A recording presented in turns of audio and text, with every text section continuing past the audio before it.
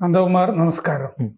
യോഗി ആദിത്യനാഥിൻ്റെ ഒരു ആശംസ ഈ പമ്പാ സംഗമത്തിന് കിട്ടിയത് ആഘോഷമായിട്ട് മാർക്സിസ്റ്റുകൾ കൊണ്ട് നടക്കുന്നുണ്ട്. ഇത് തിരുവിതാംകൂർ ദേവസ്വം ബോർഡ് നടത്തുന്നതാണെന്ന് വാസവൻ പറഞ്ഞിരുന്നതാണ്, പാർട്ടിയും പറഞ്ഞിരുന്നതാണ്. കത്ത് വാസവനാണ്, ക്ഷണിച്ചിട്ടുള്ളതും വാസവനാണ്, സ്റ്റാലിനെ ക്ഷണിച്ചതും വാസവൻ തന്നെയായിരുന്നു. അപ്പോൾ ഈ യോഗി ആദിത്യനാഥ് ഇതിനൊരു ആശംസ അർപ്പിച്ച് എന്തുകൊണ്ട് യോഗി ആദിത്യനാഥിനെ ക്ഷണിച്ചു എന്നുള്ള ചോദ്യം വന്നു പാർട്ടിയുടെ മുമ്പിൽ.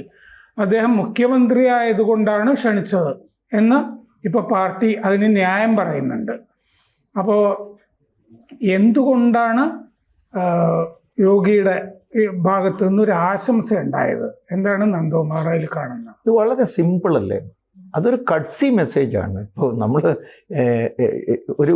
ഒരു മര്യാദ പാലിക്കുന്ന, ജനാധിപത്യ മര്യാദ പാലിക്കുന്ന ഒരു മുഖ്യമന്ത്രിയാണ് യോഗി ആദിത്യനാഥ് എന്നുള്ളതിൻ്റെ ലക്ഷണമാണ് കാണുന്നത്. ഔദ്യോഗികമായിട്ടൊരു ഗവൺമെൻറ്റിൻ്റെ പ്രതിനിധി എന്ന നിലയ്ക്ക് ഇവിടുത്തെ ദേവസ്വം മന്ത്രിയായാലും ദേവസ്വം മന്ത്രി പ്രതിനിധീകരിക്കുന്നത് ഒരു ഗവൺമെൻറ്റിനെയാണ്. അല്ലാതെ ദേവസ്വം മന്ത്രി തിരുവിതാംകൂർ ദേവസ്വം ബോർഡിനെയോ ശബരിമല ക്ഷേത്രത്തെയോ മാത്രം പ്രതിനിധീകരിക്കുന്ന ആളല്ല. സർക്കാരിൻ്റെ ഔദ്യോഗികമായ ഒരു ക്ഷണമാണ് യോഗിക്ക് കിട്ടിയിരിക്കുന്നത്. എന്താണ് ഒരു മുഖ്യമന്ത്രി ചെയ്യേണ്ടത്? അങ്ങനെ ഒരു കത്ത് കിട്ടിയിട്ടില്ല എന്നുള്ള മട്ടിൽ ഇവരൊക്കെ ചെയ്യുന്നത് പോലെ ചെയ്യണം. അപ്പോൾ അദ്ദേഹം അവിടുന്ന് ഒരു മര്യാദ അനുസരിച്ചുള്ള ഒരു കത്ത്, എനിക്ക് നിങ്ങളുടെ പരിപാടിയിൽ പങ്കെടുക്കാൻ സാധിക്കില്ല, സാധാരണ പറയുന്ന പോലെ നിങ്ങളുടെ എല്ലാ ശ്രമങ്ങളും വിജയിക്കട്ടെ എന്ന് പറയുന്ന ഒരു മെസ്സേജ് മാത്രമാണ് അത്. എനിക്ക് തോന്നിയത് ആ സന്ദേശം കുറച്ചുകൂടി ഈ സർക്കാരിനെ കുഴപ്പത്തിലാക്കുന്ന ആശംസയായിട്ടാണ് എനിക്ക് തോന്നിയത്. കാരണം അതിൻ്റെ അകത്ത് അയ്യപ്പൻ എന്ന് പറഞ്ഞാൽ സനാതന ധർമ്മത്തിൻ്റെ ആളാണെന്നോ അല്ലേ, അത് അങ്ങനത്തെ വാചകങ്ങൾ അതിൻ്റെ അകത്തുണ്ട്. ഇത് ഈ സംഗമം ഹിന്ദു ഐക്യം ഊട്ടിയുറപ്പിക്കാൻ സഹായിക്കും എന്നൊക്കെയാണ് അതിൻ്റെ അകത്ത് പറയുന്നത്. എന്ന് പറയുന്നത് ഈ മാർക്സിസ്റ്റ് നയത്തിന് വിരുദ്ധമായ ഒരു സന്ദേശമാണ് അതിൻ്റെ അകത്ത് പറഞ്ഞിരിക്കുന്നത്. അത് മനസ്സിലാകാഞ്ഞിട്ട് കൊണ്ട് അവിടെ വായിച്ചതാണോ മനസ്സിലായിട്ട് വായിച്ചതാണോ എന്ന് എനിക്ക് മനസ്സിലാകുന്നില്ല. അതെ, അല്ല, തീർച്ചയായിട്ടും യോഗിയുടെ പേരിൽ വന്നിട്ടുള്ള കത്ത്, അതിൻ്റെ ഉള്ളിൽ യോഗിയെപ്പോലൊരു മുഖ്യമന്ത്രി ഇങ്ങനൊരു കാര്യം നടക്കുമ്പോൾ എഴുതേണ്ടത് എന്തോ അതെല്ലാം അദ്ദേഹം അതിനകത്ത് എഴുതിയിട്ടുണ്ട്. പക്ഷെ മുഖ്യമായിട്ടുള്ള ഒരു കാര്യം മനസ്സിലാക്കേണ്ടത്, ഈ ശബരിമല സംരക്ഷണ സംഗമത്തിനും അദ്ദേഹത്തിൻ്റെ മെസ്സേജുണ്ട്. വളരെ കൃത്യമായിട്ട് ഹിന്ദു സനാതന ധർമ്മത്തിൻ്റെ ഐക്യത്തിൻ്റെയും അത് രണ്ടു സ്ഥലത്തും കണ്ടരും മോഹനരും വന്നു. അപ്പോൾ ഈ ഒരു വസ്തുതയെ എന്തോ ഒരു വലിയ സംഭവമാണ്, നിങ്ങളെല്ലാം പരാജയപ്പെടുത്താൻ എന്താ കണ്ടില്ലേ. അപ്പോൾ ഈ യോഗിയെക്കുറിച്ചുള്ളവരുടെ നിലപാടെന്താ? ആ നിലപാട് ഇപ്പം മാറിയോ? യോഗി ജനാധിപത്യവാദിയായിട്ട് അംഗീകരിക്കുന്നുണ്ടോ? അതോ മുമ്പ് യോഗിയെക്കുറിച്ച് പറഞ്ഞതാണോ അവരിപ്പോഴും വിശ്വസിക്കുന്നത്? അല്ല, മുമ്പ് യോഗി കോളേജിൽ പഠിക്കുമ്പോൾ SFIയിൽ ചേരാതെ ABVPയിൽ ചേർന്ന ആളാണ്. യോഗി അന്ന് മുതലേ, വിദ്യാർത്ഥി ദശ മുതലേ തന്നെ ഈ ദേശീയതയോടൊപ്പം ഇവിടുത്തെ സംസ്കാരത്തോടൊപ്പം ഉറച്ചു നിന്നിട്ടുള്ള ആളാണ്. അന്നത്തെ വിദ്യാർത്ഥി പൊളിറ്റിക്സിലും ഏതാണ് അതിന് ഏറ്റവും പറ്റിയ പ്രസ്ഥാനമെന്ന് അദ്ദേഹത്തിന് അറിയാമായിരുന്നു. അത് അദ്ദേഹം ചെയ്തു. ചെറിയ പ്രായത്തിൽ തന്നെ അപാരമായ ഒരർത്ഥത്തിലുള്ള ബൗദ്ധിക സാമർഥ്യവും സംഘാടന മികവും ആധ്യാത്മിക നിഷ്ഠയും പുലർത്തിയിരുന്ന ഒരു യുവാവായിരുന്നു യോഗി. അതുകൊണ്ട് തന്നെയാണ് അദ്ദേഹം മഠാധിപതിയായിട്ട്, ഗോരഖ്പൂർ മഠത്തിൻ്റെ അധിപതിയായിട്ട് ചുമതലയേൽക്കുമ്പോൾ അദ്ദേഹത്തിന് 25 വയസ്സ് പോലും തികഞ്ഞിരുന്നില്ല. MP ആയിട്ട് ജയിക്കാനുള്ള കാരണം തന്നെ ഈ സംഘാടന മികവും ഇത്രയും വലിയൊരു പ്രസ്ഥാനത്തെ മുന്നോട്ട് കൊണ്ടുപോകാനുള്ള കഴിവുമാണ്. അത് ABVPയിലുള്ളപ്പോൾ തന്നെ മഹന്ത വൈദ്യനാഥന് ഇത് ഒരു അപാര സംഭവമാണെന്ന് തോന്നിയിട്ടാണ് പിൻഗാമിയായിട്ട് പ്രഖ്യാപിച്ചത്. കാരണം വീട്ടിൽ നിന്ന് പുറപ്പെട്ടു പോയി. ഈ പിൻഗാമി ആവുന്നു എന്ന് പറഞ്ഞ് പത്രവാർത്ത കണ്ടപ്പോഴാ കുടുംബത്തിന് ഇദ്ദേഹം എവിടെയാണെന്ന് മനസ്സിലാവുന്ന. ആ കുടുംബം തന്നെ, ഞാൻ പോയിട്ടുണ്ട് അവിടെ. അദ്ദേഹത്തിൻ്റെ ഈ ഉത്തരാഖണ്ഡിലുള്ള അദ്ദേഹത്തിൻ്റെ വീട് കാണാനിടയായിട്ടുണ്ട്. ഇപ്പോഴും എത്ര കണ്ട് സാധാരണക്കാരായി ജീവിക്കുന്ന, ഒരു ചെറിയ മാടക്കടയിൽ സ്ഥാനം വെച്ച് ജീവിക്കുന്ന പെങ്ങളും ഒക്കെയുള്ള ഒരു കുടുംബമാണ്.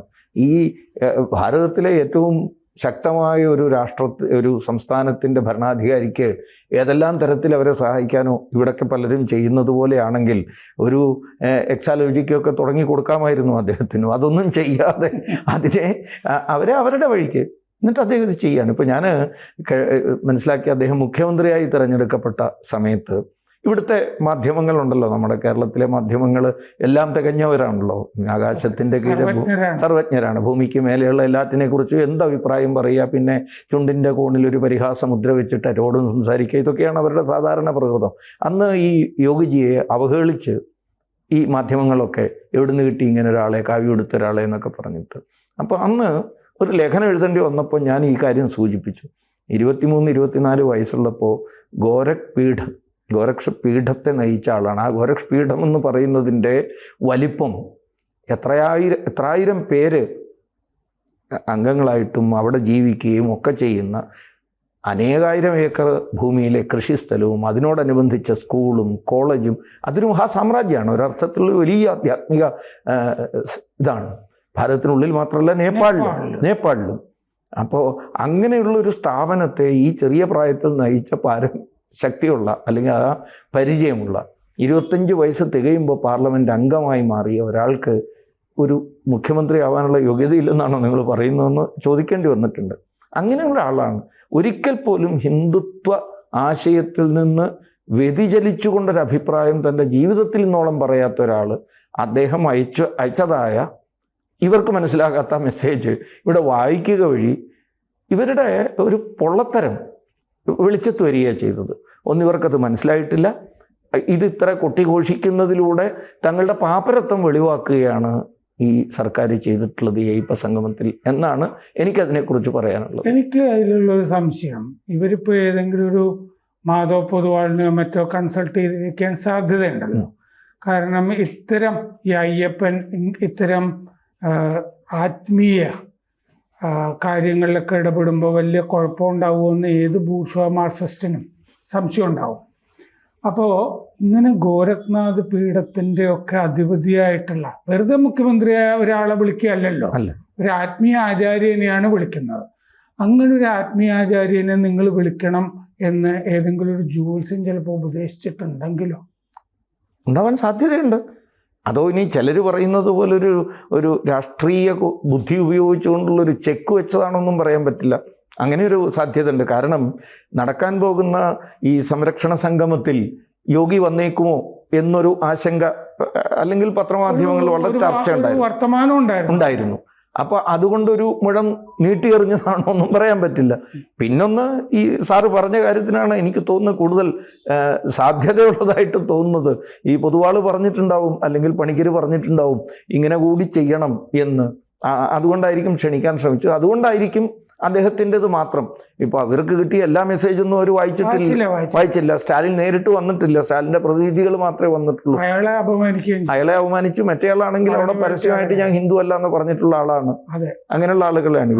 അയാൾ വേറെ ഏതോ മറ്റേ ആ ഉദയനിധി ചീത്ത പറഞ്ഞില്ലേ, അതെ, പകർച്ചവ്യാധിയാന്ന് പറഞ്ഞത്, ആ മീറ്റിങ്ങിൽ ഉണ്ടായിരുന്ന ആളാണ്. ഇവർ തെരഞ്ഞു പിടിച്ചാണ് ഈ കാര്യം ചെയ്യുന്നത്. ഇവിടെയാണ് ഞാൻ തുടക്കത്തിൽ പറഞ്ഞത്, ഇവരൊരു വല്ലാത്ത ഒരു ദ്വന്ദ്ം അനുഭവിക്കുകയാണ്. ഈ ദ്വന്ദ്ം ഒരു തരത്തിൽ മനസ്സിലേക്ക് കടന്നു വന്നാൽ പിന്നെ മനുഷ്യനല്ലാതാവും ഒരർത്ഥത്തിൽ. അതാണിപ്പോൾ ഇവർ. അത് പക്ഷേ ഡയലക്റ്റിക്കൽ മെറ്റീരിയൽസ് എന്ന് പറയുമ്പോൾ ദ്വന്ദ്വാത്മക ഭൗതികവാദം ഉണ്ട്.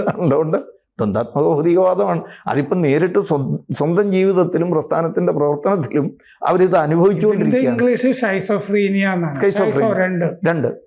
ഇത് മൊത്തത്തിൽ വിദലനം സംഭവിക്കുക എന്ന സംസ്കൃതത്തിൽ ഈ മാനസിക രോഗത്തിന് പറയും. ഈ രണ്ട് ഇത് അതിലൂടെയാണ് കമ്മ്യൂണിസ്റ്റ് പാർട്ടി കടന്നു പോകുന്നത്. അത് ഏത് നിമിഷവും ഒരു ഇംപ്ലോഡ് ചെയ്യാനുള്ള സാധ്യതയിലാണ് ഇപ്പോൾ എത്തി നിൽക്കുന്നത്. ഉള്ളിൽ നിന്നുള്ളൊരു പൊട്ടിത്തെറി. അതുകൊണ്ടാണ് അവിടെ ഇവിടെയൊക്കെ എന്ത് വിട്ടുവീഴ്ച ചെയ്തു കൊടുത്തിട്ടും ആളുകളെ അങ്ങോട്ട് ആകർഷിക്കാൻ വേണ്ടിയിട്ടുള്ള ശ്രമം നടത്തുകയും സംഘടനകളെ കൊണ്ടുവരാൻ തങ്ങൾക്ക് അനുകൂലമായിട്ട് കൊണ്ടുവരാനൊക്കെ ശ്രമം നടത്തുന്നത്. എന്ത് വിട്ടുവീഴ്ചയും എന്ന് ഞാൻ പറയുന്നതിന് വലിയ അർത്ഥങ്ങളുണ്ട്. ഈ വരുന്ന ഭാവിയിൽ ഈ എന്തെല്ലാമാണ് ആ വിട്ടുവീഴ്ച എന്നുള്ളത് പുറത്തു വരാൻ പോവുകയാണ്. പലരെയും തങ്ങളോടൊപ്പം കൂട്ടിച്ചേർക്കാൻ നടത്തിയിട്ടുള്ള ശ്രമം വഴിക്ക്. പിന്നെ പ്രധാനമായിട്ടുള്ള നടക്കാൻ പോകുന്ന തദ്ദേശ സ്വയംഭരണ സ്ഥാപനങ്ങളിലേക്കുള്ള തെരഞ്ഞെടുപ്പ്, അതിനുശേഷം വരുന്ന അസംബ്ലി തെരഞ്ഞെടുപ്പ്, 26-ലെ അസംബ്ലി തെരഞ്ഞെടുപ്പൊക്കെ മുൻകൂട്ടി കണ്ടുകൊണ്ട് ചെയ്യാൻ ശ്രമിക്കുകയാണ്. പക്ഷേ ഒരു സംശയമില്ല, ഞാനത് കഴിഞ്ഞ ദിവസം അവിടെ സംസാരിക്കുന്ന സമയത്തും സംഗമത്തിൽ സംസാരിക്കുന്ന സമയത്തും ഈ കാര്യം പറഞ്ഞു. 1957 EMSൻ്റെ നേതൃത്വത്തിൽ ഒരു കൊടിയ വഞ്ചന നടന്നു. ഇവിടുത്തെ ഹിന്ദു സമൂഹത്തോട് അന്ന് പറഞ്ഞത് 50-ലെ തീവെപ്പ് കേസിൻ്റെ commission report Keshava Menon commission report മേശപ്പുറത്ത് വയ്ക്കും. അതിന് ഗോവിന്ദൻ നായർ തിരുവിതാംകൂറിലുടനീളം പ്രസംഗിച്ചു. അത് അന്ന് ഈ പാവപ്പെട്ട ഹിന്ദുക്കൾ എല്ലാവരും നേരത്തെ സാറ് തന്നെ പറഞ്ഞതുപോലെ ഈ ഭാഷയുടെ വ്യാകരണമൊക്കെ നോക്കിയിട്ടോ തത്വശാസ്ത്രം നോക്കിയിട്ടോ ഒന്നുമല്ല അവരെന്തെങ്കിലും ഒരു തീരുമാനം എടുക്കുക. അവരുടെ മുന്നിൽ ആകർഷകമായ വിധത്തിൽ പ്രസംഗിച്ചു വയ്ക്കുമ്പോൾ അവർ ധരിക്കുകയാണ് ഇതൊക്കെ സംഭവിക്കുമെന്ന്. കാരണം അവരുടെ മനസ്സിൽ അത്രയേറെ വേദന ഉണ്ടായിരുന്നു. ആളിക്കത്തുന്ന ഒരു അനുഭവം. ഗോവിന്ദൻ നായരുടെ ഒരു ഗുണം മന്നത്തിന്റെ പെട്ടി ചുമന്ന് നടന്നിട്ടുള്ള NSS ബന്ധവും കൂടി കിടപ്പുണ്ടായിരുന്നു. പിന്നെ സ്ഥാനാർത്ഥികളായിട്ട് നായന്മാരെ മാത്രം തിരഞ്ഞെടുത്തു. ഇതെല്ലാം ചെയ്തുകൊണ്ടാണ് അതേപോലെ ഒന്ന് ആവർത്തിക്കാനുള്ള ശ്രമമാണ്. പക്ഷേ പ്രശ്നം കേരളത്തിലെ ഹിന്ദുക്കൾ 1957 ഹിന്ദുക്കളല്ല 2025 2026 ഹിന്ദുക്കൾ. അത് തെളിയാൻ പോവുകയാണ്. ഒരു പക്ഷേ ഉപരിതലത്തിലും അത് പ്രകടമായി തുടങ്ങി. അതാണിപ്പോൾ കരുത്തിൻ്റെ, സംഘടനയുടെ, ഒത്തൊരുമയുടെ വികാരങ്ങൾ പുറത്തു വരാൻ തുടങ്ങി. പക്ഷേ എന്നാലും പ്രകടമായി അത് കാണാൻ തക്കവണ്ണം ഒരു ഹ്യൂജ് ടെക്ടോണിക് ചേഞ്ച് ഹിന്ദു സമൂഹത്തിൻ്റെ ഉള്ളിൽ നടക്കുകയാണ്. ഒരു വലിയ ചേഞ്ച്. അത് ഈ വരുന്ന ത്രിപുരയിലൊക്കെ നടന്നതിന് സമാനമായ വിധത്തിലുള്ള ഈ കമ്മ്യൂണിസ്റ്റ് പ്രസ്ഥാനത്തിൻ്റെ വഞ്ചനയെ തിരിച്ചറിയുന്ന ഇവിടുത്തെ ഹിന്ദുക്കൾ ഈ കൂട്ടരെ തൂത്തെറിയും. ഇവിടുന്ന് സംശയമില്ല. ബംഗാളിലും ത്രിപുരയേക്കാൾ അധികം ദയനീയമായൊരു സ്ഥിതിയിലേക്ക് കേരളത്തില് ഈ BJPക്ക് അനുകൂലമായിട്ടൊരു 4% വോട്ടിന്റെ സ്വിംഗ് ഉണ്ടായാൽ മൊത്തം മാറുമല്ലോ സാറേ. ഇപ്പൊ കാരണം 20% എന്നുള്ളത് 24-25 ആയാൽ മറ്റേ രണ്ട് മുന്നണിയിൽ നിന്ന് കുറയണം. ഇത് ഞാൻ ആ നിലയ്ക്കുള്ളൊരു പൊളിറ്റിക്കൽ അനാലിസിസ് എന്നുള്ള നിലയ്ക്ക് അല്ല ഞാൻ പറയാം. ഞാൻ ഈ അങ്ങോളം ഇങ്ങോളം യാത്ര ചെയ്യുന്ന ഒരാളെന്നുള്ള നിലയ്ക്ക് അടിത്തട്ടിൽ ജനങ്ങളുമായിട്ട് ബന്ധപ്പെടുന്ന, സംഘടനാ പ്രവർത്തനത്തിന് വേണ്ടിയിട്ട് യാത്ര ചെയ്യുന്ന മറ്റനേകം ആൾക്കാരുമായിട്ട് ബന്ധപ്പെടുന്ന സമയത്ത് ബോധ്യപ്പെടുന്ന ഒരു വസ്തുത. ഇപ്പോൾ പന്തളത്ത് മിനിഞ്ഞാന്ന് നടന്ന ആ സംഗമത്തിൽ ആളുകളെ ഞാൻ നോക്കി. പകുതിയിലേറെ ആൾക്കാർ പന്തളത്ത് പരിസരത്തുള്ള ആൾക്കാരാണ്. ഞാൻ പന്തളത്ത് ജനിച്ചു വളർന്ന ആളാണ്. എൻ്റെ തൊട്ടയൽവക്കത്തെ ആൾക്കാർ വരെ, വേറെ ചില രാഷ്ട്രീയ പ്രസ്ഥാനത്തിൽപ്പെട്ട ആളുകൾ വരെ അവിടെ എനിക്ക് കാണാൻ കഴിഞ്ഞു. അപ്പോൾ ഞാൻ എൻ്റെ സഹപ്രവർത്തകരോട് ചോദിച്ചു, ഇവരെയൊക്കെ ക്ഷണിച്ചതാണോ? ഇല്ല, ഞങ്ങൾ പോയില്ല, കാരണം അവർ വേറെ പാർട്ടിക്കാരാണ്, അതുകൊണ്ട് ഞങ്ങൾ പോയിട്ടില്ല. പക്ഷെ അവരെല്ലാവരും തീവ്ര വികാരത്തോടു കൂടി വരികയാണ്. ഇതിനെയാണ് ഞാനൊരു സൂചനയായിട്ട് കാണുന്നത്. ഈ അടിത്തട്ടിൽ നടക്കുന്ന ഒരു വലിയ ചേഞ്ച്. ആ ചേഞ്ച് എന്ന് പറയുന്നത് സാധാരണ പറയാറില്ല, ഈ ടൈട്രേഷൻ എക്സ്പെരിമെൻ്റ് നമ്മൾ കെമിസ്ട്രി ലാബിൽ ചെയ്യുമ്പോൾ ആദ്യത്തെ തുള്ളികൾ വീഴുമ്പോഴൊന്നും കളറ് മാറില്ല ആസിഡിൻ്റെ. പക്ഷേ അതിൻ്റെ ഒരു സാച്ചുറേഷൻ പോയിന്റിൽ എത്തുമ്പോൾ പൊടുന്നനവയാണ്. അവസാനത്തെ തുള്ളി വീഴുമ്പോൾ തുള്ളി സ്പർശിക്കുകയേ വേണ്ടു ഉപരിതലത്തിൽ. അപ്പോഴേക്കും നമ്മൾ കണ്ടിട്ടുണ്ട് കൺമുമ്പിൽ. അത്തരം ഒരു പരിവർത്തനമാണ് കേരളത്തിൽ സംഭവിക്കാൻ പോകുന്നത്.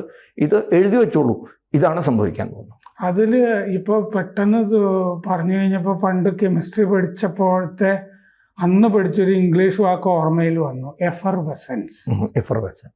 അതാണ് ആ ഒരു പ്രത്യേക തുള്ളി വീഴുമ്പോൾ ആ എക്സ്പെരിമെന്റ് വലിയ ജ്വലനം സംഭവിക്കും. അതുകൊണ്ടാണ് ഞാൻ ആ പദപ്രയോഗം നടത്തിയത്. ഒരു ഹ്യൂജ് ടെക്ടോണിക് ചേഞ്ചാണ് അടിത്തട്ടിൽ നടക്കുന്നത്. പുറത്തേക്ക് പതുക്കെ അതിൻ്റെ തള്ളലുകൾ തുടങ്ങിക്കഴിഞ്ഞിരിക്കുകയാണ്. ഇത് അനുഭവപ്പെടും എല്ലാ രാഷ്ട്രീയ പ്രസ്ഥാനങ്ങൾക്കും. അതിൻ്റെ വെറുളിയാണ് ഇപ്പോൾ ഈ പ്രകടിപ്പിച്ചുകൊണ്ടിരിക്കുന്നത്. ഏത് വിധേനയും ഇതിനെ പിടിച്ചു നിർത്തുക എന്ന നിലയിലുള്ള ഒരു പരക്കം പാച്ചിലാണ് ഇപ്പോൾ നടത്തിക്കൊണ്ടിരിക്കുന്നത്. അങ്ങനെയാണ് യോഗി ആദിത്യനാഥിൻ്റെ സന്ദേശം വായിച്ചത്.